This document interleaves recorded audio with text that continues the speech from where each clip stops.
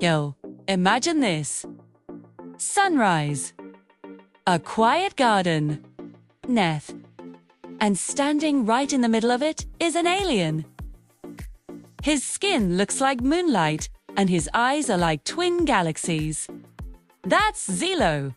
He just showed up one spring morning, holding nothing but a watering can that glows like a tiny sun. Nobody knew where he came from or why he was here. Third, by the end of the week, the world would never forget the day Zylo taught flowers to sing. Zylo had crash-landed on Earth 3 days before. His silver seed pod of a ship buried under a willow tree. He wasn't here to invade or conquer. Nah, Zylo was just curious. See, on his home planet, music is food. Its kind absorbs vibrations to live every hum, every laugh, every heartbeat. But Earth felt like it was starving for sound. Sure, there was plenty of noise traffic, TVs, horns, but not the kind of music that mattered. Zylo could feel it in the air. Humanity had forgotten how to harmonize with the world. So, he found a garden, a dry, dying patch of dirt behind an old man's house. The flowers were wilted, their colors faded like old photos. Zylo knelt down, pressed his chrome fingers into the soil, and whispered in a language that shimmered between frequencies no human ear had ever heard. The ground hummed in response. Then, he tipped his watering can. What poured out wasn't water. It was light. Liquid gold spilled onto the soil, sinking deep to the roots. The moment it touched, the air trembled.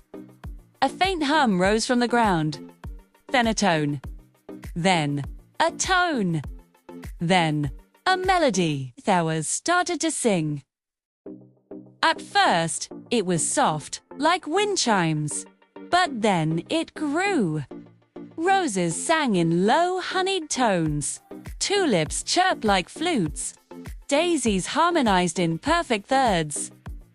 The garden came alive, pulsing with rhythm, each petal vibrating with sound. The melody wrapped around Zylo, warm and alive, syncing with his heartbeat. He smiled, yay, aliens smiled too, and felt full for the first time since he'd left home. The sound brought the old gardener, Mr. Ellis, stumbling out his back door, coffee mug in hand. He froze, staring at the alien among the glowing plants. What in the? Lower just looked up and said softly, they were thirsty. Mr. Ellis blinked. Thirsty for what? Music, Zylo replied, and turned back to the flowers. Word spread fast. Bah! Noon, half the town was gathered, watching the aliens' living orchestra. People recorded it, posted it online, and argued if it was fake. But when they showed up and felt the vibrations in their bones, they knew it was real, too. And then something amazing happened. The people started humming along. Some sang softly, others clapped to the rhythm. Even the skeptics started tapping their feet. The flowers responded, their voices swelling, brighter, stronger, sweeter. Zylo closed his eyes and listened. For the first time, humans and nature were singing together. He realized Earth didn't lack music. It just forgotten how to listen to its own. By the next day, the garden's song had spread across the planet. Pollen carried the vibration on the wind, and wherever it landed, things bloomed. Forests whispered in chords. Ocean waves hummed bass lines. Even cracks in the city pavement sprouted tiny blue blossoms that crooned lullabies to strangers. Scientists were baffled. Governments tried to contain it. But you can't quarantine music. And Zylo, he didn't stay for the fame. He just wandered from garden to garden, teaching flowers new songs, reminding the earth how to sing. One night, Mr. Ellis found him packing his glowing watering can. Where you headed, son? The old man asked.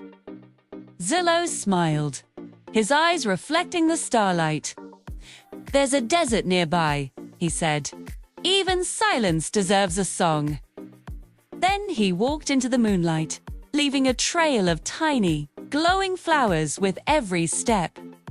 Months later, even after Zylo vanished into legend, the world still sang. People swore they could hear harmonies in the rustling trees or in the laughter of children. No one ever saw Zylo again, but every time a flower bloomed brighter than it should, people would smile, lean in close, and listen. 'Cause somewhere in that melody was a whisper that felt alien but somehow familiar. It said, "Grow light. Sing truth. Remember me." And that's how the world learned that even silence can bloom. All because Zylo taught flowers to sing. Thanks for listening to this story. If you enjoyed it, please like, subscribe, and share. See you next time.